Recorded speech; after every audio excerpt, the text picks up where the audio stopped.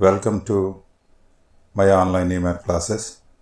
Before watching this video, subscribe this channel, give a like. Find the probability of throwing a total score 7 with 2 dice.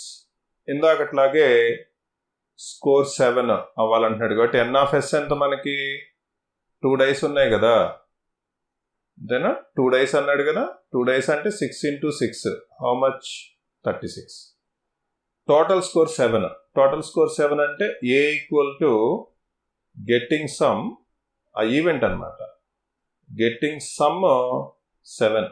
అదేంటండి ఇక్కడ ఎక్కడ some అని చెప్పలేదు కదా, మీరు సమ్ అని ఎట్లా కన్ఫర్మ్ చేస్తారంటే ఇంకా దాని మీద ఉండేది అదే, ఇంకా వేరే ఛాన్స్ లేదు దానికి. వాడు స్కోర్ అన్నాడంటే ఖచ్చితంగా అది సమ్మే. ఒక్కోసారి స్కోర్ అని కూడా అండవు, మీరే అర్థం చేసుకోవాలి. గెట్టింగ్ 7 అంటాడు, గెట్టింగ్ 7 అన్నప్పుడు కూడా మీరు అది 7 సమ్ 7 అని చెప్పి అర్థం చేసుకోవాలి. ఓకేనా? ఇది లాజిక్ అనమాట, చెప్పరు అది క్వశ్చన్లో కూడా ఇవ్వరు, మనమే అర్థం చేసేసుకోవాలి దాన్ని. ఓకే, ఇప్పుడు సమ్ 7 వచ్చేలాగా మనం ఈవెంట్స్ క్రియేట్ చేద్దాం. 1 6 ఒకటి అండి, ఫస్ట్ డై మీద 1, సెకండ్ డై మీద 6, ఫస్ట్ డై మీద 2, సెకండ్ డై మీద 5, ఫస్ట్ డై మీద 3, సెకండ్ డై మీద 4. అంటే సమ్ 7 అవుతుందిగా.